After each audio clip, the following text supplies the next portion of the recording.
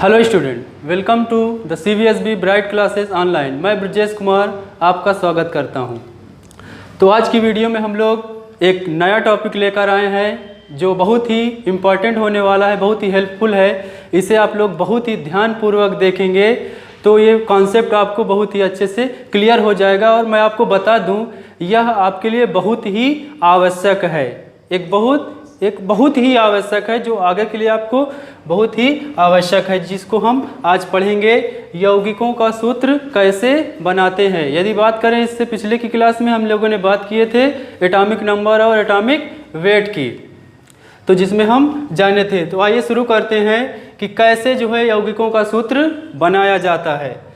जैसा कि आप पिछली क्लास में देखते हैं, पानी का सूत्र होता है H2O, सोडियम हाइड्रोक्साइड का सूत्र होता है NaOH। तो ऐसा आप लोग रट लेते थे, लेकिन इस वीडियो में हम लोग यह जानेंगे कि ये सूत्र कैसे बनते हैं और ये सोडियम और हाइड्रोक्साइड एक दूसरे से कैसे कंबाइन हुए और ये क्या फॉर्म किए और क्यों ऐसा होता है।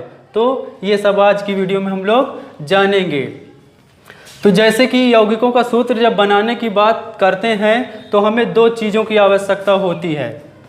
अगर ये दोनों चीज़ें हमको पता होगी तो हम लोग जो है किसी भी यौगिक का सूत्र बना सकते हैं। First of all, atomic number. Atomic number पे हमने जो है पिछली वीडियो में बताए थे। अगर आपको नहीं समझ में आया तो आप फिर से उसे जो है देख लीजिए। फिर हम बात करेंगे वैलेंसी की, संयोजकता की। तो संयोजकता का मतलब ये होता है कि कोई तत्व किसी दूसरे तत्व के साथ कैसे कंबाइन करता है, उसकी क्या क्षमता होती है। मतलब क्या, संयोजकता एक क्षमता बताती है कि कोई तत्व का परमाणु दूसरे तत्व के परमाणु के साथ कैसे रिएक्ट करता है, उसकी कितनी क्षमता होती है दूसरे तत्व के साथ क्रिया करने की। और बात करें यदि इसकी खोज की, तो इसको जो है एक वैज्ञानिक थे जिनका नाम था फ्रैंक लैंड।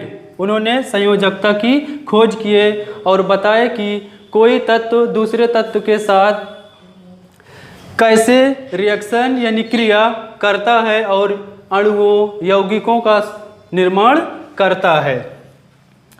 जिस प्रकार से आप लोग जो है, जनरल सी बात है, आप लोग देखते हैं कि कोई यदि व्यक्ति होता है अधिक पावरफुल होता है तो वो दूसरे व्यक्ति को उस पर प्रभावी हो जाता है। तो इसी प्रकार तत्वों में, परमाणुओं में होता है कि यदि किसी के पास इलेक्ट्रॉनों की अधिकता है तो वो इलेक्ट्रॉन त्याग देगा और स्थायी हो जाएगा।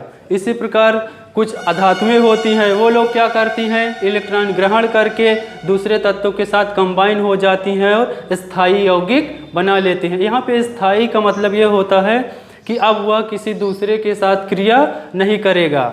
और वह स्थायी तब होता है कोई भी तत्व परमाणु जब उसके बाह्यतम कोश में 8 इलेक्ट्रॉन पूरे हो जाते हैं। यदि बात करें कोश की, तो इसके पिछले लेक्चर में हमने बताए थे कि परमाणुओं में क्या होते हैं, नाभिक के चारों ओर कक्षाएं होती हैं जिसमें इलेक्ट्रॉन वितरित होते हैं। और बाह्यतम कोश में जब इलेक्ट्रॉन 8 हो जाते हैं, पूरे हो जाते हैं, तो उसे कहते हैं वह अब क्या हो गया, स्थायी हो गया, उसका अष्टक ऑक्टेट क्या हो गया, पूरा हो गया।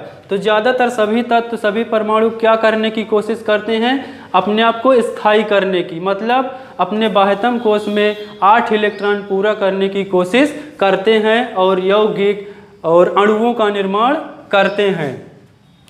तो जैसा कि आप लोग देख पा रहे हैं, एक टेबल बनाया गया है, एक तरफ है धनायन और ऋणायन। तो कुछ तत्व दिए गए हैं, इनकी क्या संयोजकता दी गई है। मतलब क्या, संयोजकता क्या होती है अभी बताए, और धनायन ऋणायन कल बताया गया था इसकी पहले के लेक्चर में।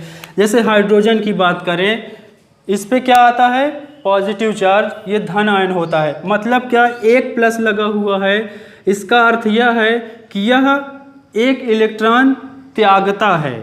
इसी प्रकार अन्य धातुएं, लिथियम, सोडियम, पोटेशियम, कॉपर, ये सभी क्या हैं, अपने बाह्यतम कोश से एक इलेक्ट्रॉन त्यागती हैं, इसीलिए इन पर एक प्लस जो है आता है, यानी ये विद्युत धनी होती हैं। इसी प्रकार अन्य धातु जैसे कैल्शियम 2+ यानी 2 इलेक्ट्रॉन ये त्यागती हैं, तो यही इनकी संयोजकता कहलाएगी। ये जो लिखा गया है 1 प्लस 2 प्लस, ये क्या है, इनकी संयोजकता है। मतलब क्या, ये एक इलेक्ट्रॉन त्याग कर दूसरे के साथ कंबाइन हो जाते हैं। इसी प्रकार ये क्या है, कैल्शियम 2+ यानी 2 इलेक्ट्रॉन Zn2+, इसकी संयोजकता है। ये क्या है, संयोजकता है। और अधिकतम बात करें कि कोई भी तत्व कितना इलेक्ट्रॉन त्याग सकता है या ग्रहण कर सकता है, तो अधिक से अधिक 4 इलेक्ट्रॉन त्याग सकते हैं और अधिक से अधिक 4 इलेक्ट्रॉन ग्रहण कर सकता है कोई भी तत्व। तो यहाँ देखते हैं Fe की संयोजकता क्या है, 2+ है, यानी 2 इलेक्ट्रॉन ये त्यागता है। और यहाँ पर देख लें Fe3+, यहाँ पे इसका मतलब आप कंफ्यूज हो गए, तो कंफ्यूज होने की कोई भी ज़रूरत नहीं है, इसे भी क्लियर कर दिया जा रहा है। 2+ और यहाँ पे क्या है 3+, इसका मतलब इसकी क्या है, ये परिवर्ती संयोजकता है। परिवर्ती संयोजकता यह होती है कि कुछ तत्व ऐसे होते हैं जिनकी संयोजकता परिवर्तनशील होती है। वो कभी इलेक्ट्रॉन 3 जो है साझेदारी कर सकते हैं या 2 साझेदारी कर सकते हैं, तो वो होती है उनकी क्या, परिवर्ती संयोजकता। अब इस पे जो है यहाँ पे 3+ है तो फेरिक लगा हुआ है, यहाँ पे क्या है, फेरस लगा हुआ है। तो याद रखिएगा, जब अधिक इलेक्ट्रॉन त्यागा जाता है तो वहाँ पे फेरिक जोड़ा जाएगा। उसके अंत में क्या, क्योंकि ये फेरस है यानी आयरन है, लोहा है, तो इस पे क्या जुड़ेगा, फेरिक। अधिक इलेक्ट्रॉन त्यागेंगे तो इक जुड़ता है तो बन जाएगा फेरिक। जब कम यानी उसकी संख्या कम होगी तो जुड़ेगा क्या, अस, तो बनेगा फेरस। जब कम इलेक्ट्रॉन होगा तो अस जुड़ता है, जब अधिक इलेक्ट्रॉन होता है तो इक जुड़ता है। तो इसी पर इसका जो है नामकरण होता है, फेरस और फेरिक। इधर देख रहे हैं विद्युत ऋणायन, मतलब क्या, ये लोग जो क्या कर रहे हैं, इलेक्ट्रॉन ग्रहण कर रहे हैं। अब जितना इलेक्ट्रॉन ग्रहण करेंगे वही इनकी क्या होगी, संयोजकता होगी। जैसे इसमें क्या लिखा गया है, 1 माइनस लिखा गया, यानी ये इनकी संयोजकता 1- में है। इन पे क्या है, 2 माइनस लगे हुए हैं, मतलब क्या, इनकी संयोजकता क्या, 2 है और वो भी क्या है, माइनस में है। इन पे 3 यानी 3- है, ये 3 इलेक्ट्रॉन ग्रहण कर रहे हैं। तो ये था क्या, संयोजकता। जब हमें संयोजकता पता रहेगी तो तब हम जो है यौगिकों का सूत्र जो है बना पाएंगे। और परमाणु क्रमांक की बात क्या है, उसे आप लोग क्या करते हैं, याद करते हैं। जैसे कि आपको बताया जाएगा 1 से 30 तक याद कर लेंगे, और बहुत ही आसान ट्रिक होती है इसे याद करने की। अभी हम जो है इसे बताएंगे कि कैसे हम जो है 1 से 30 परमाणु क्रमांक तक वाले तत्वों को कैसे याद कर पाएंगे। और परमाणु क्रमांक क्या होता है, यानी किसी तत्व के परमाणु में जितने इलेक्ट्रॉन हो। तो आइए हम बात करते हैं कि कैसे जो है सूत्र निर्माण होता है। तो सबसे पहले करना क्या होता है, हमें संयोजकता पता होगी तो हम करेंगे क्या कि किसी भी जब तत्व का सूत्र निर्माण करते हैं तो दोनों को पास पास लिख लेते हैं। क्या करेंगे, जैसे कि उदाहरण नंबर 1 में दिया है, पहले दोनों को पास पास क्या कर लेंगे, लिख लेंगे। फिर सेकंड ऑप्शन ये होता है, हमें उनकी संयोजकता उनके नीचे या ऊपर लिख सकते हैं, लिखेंगे, ठीक है। हमें उनकी संयोजकता उनके नीचे लिख देंगे। फिर क्या करते हैं, दोनों की संयोजकता आड़ा तिरछा क्रॉस कर देंगे, क्रॉस कर देंगे, तो इसकी संयोजकता इसके पास और इसकी संयोजकता इसके पास चली जाएगी। तो इस प्रकार से एक बहुत ही आसान तरीके से आप जो है क्या कर पाएंगे, सूत्र निर्माण कर पाएंगे। जैसे इसमें देख रहे हैं हाइड्रोजन की संयोजकता कितनी है, हम इधर चेक कर लेते हैं। यहाँ पे हाइड्रोजन क्या है, यहाँ है 1+ लगा हुआ है, मतलब कि इसकी संयोजकता +1 है। और हम जब सूत्र बनाएंगे तो वहाँ +1 या -1 इसकी जो है कोई आवश्यकता नहीं होती, तो इसकी संयोजकता क्या हो गई, 1 हो गई।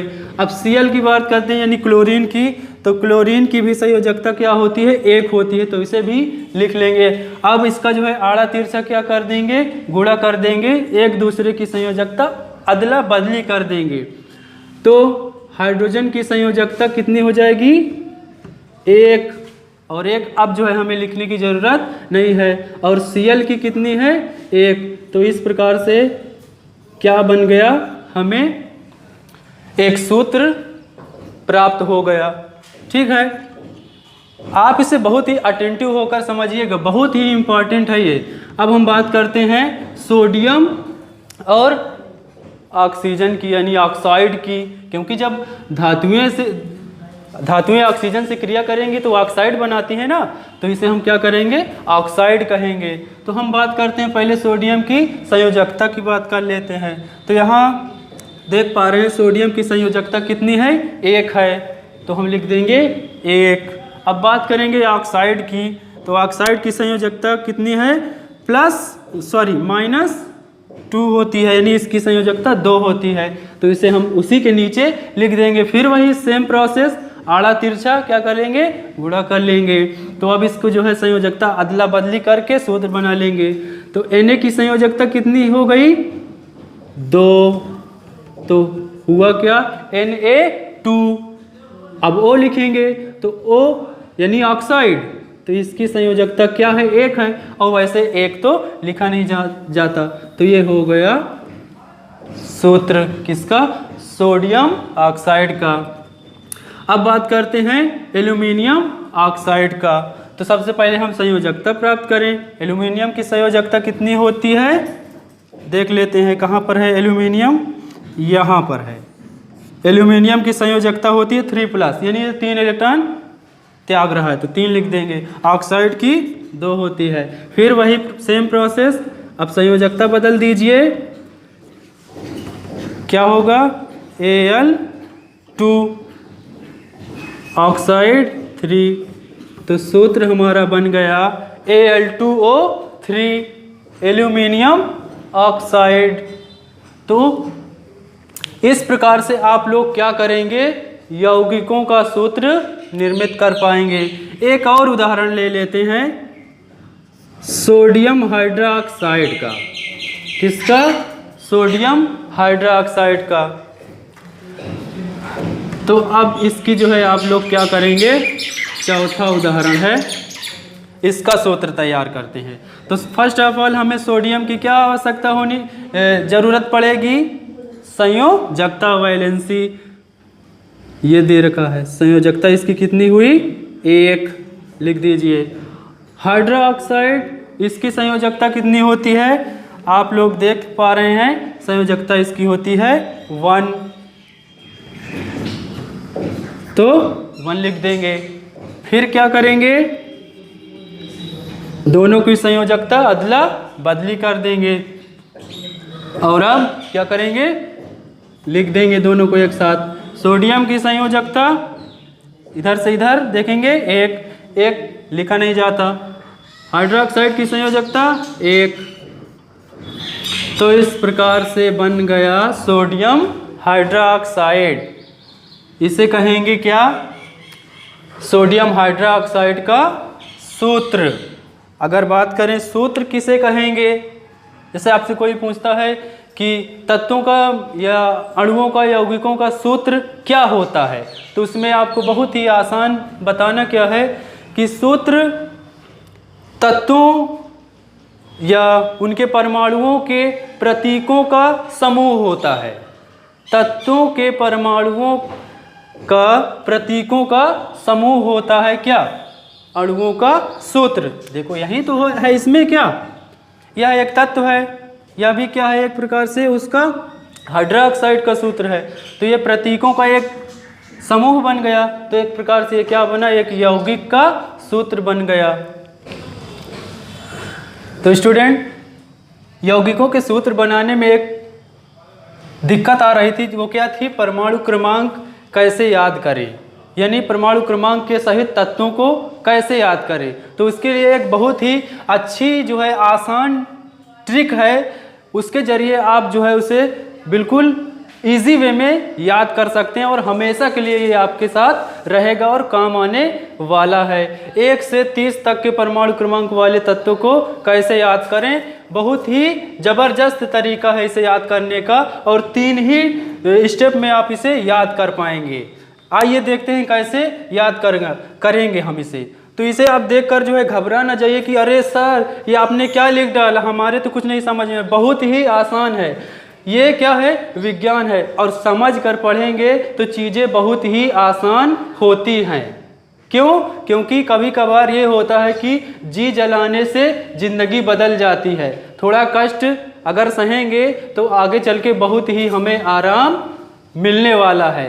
तो हम इसे आसानी से याद कर ले, मेमोराइज कर ले। 30 तक के परमाणु क्रमांक 30 तक वाले तत्वों को तो कभी हम भूल ही नहीं सकते।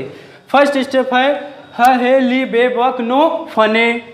आप इसे 2-3 बार जो है मेमोराइज करेंगे, अपने आप जो है दिमाग में सेट हो जाएगा। जैसे हा हे ली बे बक नो फने, तो हा है मतलब हा से होगा हाइड्रोजन जिसका परमाणु क्रमांक 1 होगा, हे से होगा हीलियम जिसका परमाणु क्रमांक 2 होगा। इस तरह से ली बे लिथियम, बी से बेरिलियम, और फिर से बी से बोरान होगा, सी से कार्बन, एन से नाइट्रोजन, ओ से ऑक्सीजन, एफ से फ्लोरीन, एन से नियॉन जिसका परमाणु क्रमांक 10 होगा। ठीक है, तो 1 से 10 तक इसकी ट्रिक ये होगी। फिर उसके बाद 11 से 20 तक के परमाणु क्रमांक वालों को कैसे याद करें, इसके लिए है नयन, अलसीपस, कल और ककय। 2-3 बार बोलोगे अपने आप जो है दिमाग में सेट हो जाएगा।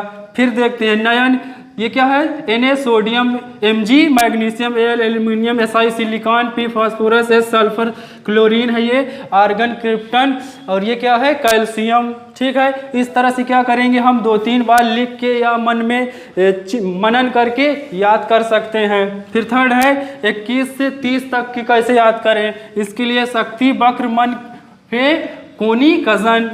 2-3 बार बोलोगे, लिखोगे, याद हो जाएगा। बहुत ही आसान है। आप जो है 3-4 जो है मोबाइल नंबर याद कर सकते हैं। तो ये तो 3 ही स्टेप हैं। हमने देखा है कि स्टूडेंट जो है 10-10 जो है अपने मामा के यहाँ, फूफा के यहाँ, कई जगह रिश्तेदारों को जो है मोबाइल नंबर रटे रहते हैं। तो ये 3 लाइन याद करने में कोई जो है कठिनाई नहीं होनी चाहिए। शक्ति, वक्र, मन, फोप, कोनी, कजन। शक्ति मतलब Sc scandium, Ti titanium, V vanadium, Cr क्रोमिन, Mn manganese, Fe ये आयरन हो गया, ये कोबाल्ट, निकिल, कॉपर और जिंक। इस तरह से आप क्या करेंगे, 30 तक के परमाणु क्रमांक वाले तत्वों को याद कर लेंगे। और क्या करेंगे, परमाणु क्रमांक आप जानते ही हैं ये क्या होता है। अगर बात करें ऑक्सीजन की, सपोज दैट जो प्राणवायु गैस है हमारी ऑक्सीजन की, तो इसका परमाणु क्रमांक क्या है, 8 है। इसका मतलब इसमें 8 इलेक्ट्रॉन होते हैं। क्या होते हैं इसमें, 8 इलेक्ट्रॉन होते हैं। इसी प्रकार सभी में क्या होंगे, जितना असल में उसका जो परमाणु क्रमांक होता है उसके इलेक्ट्रॉनों की संख्या ही होती है, और जितनी इलेक्ट्रॉनों की संख्या होती है उतनी ही प्रोटॉनों की संख्या होती है। ये आपको जो है इससे पहले के लेक्चर में बताया गया था। तो स्टूडेंट इस वीडियो में इतना ही। आप लोगों को यह वीडियो समझ में आई है, नहीं आई, कमेंट में ज़रूर बताएं। अगर कोई कॉन्सेप्ट नहीं क्लियर हुआ उसे हमें कमेंट बॉक्स में ज़रूर बताएं, तथा इस वीडियो को शेयर कीजिए, लाइक कीजिए। अगर चैनल सब्सक्राइब नहीं किए हैं तो सब्सक्राइब कर लीजिए।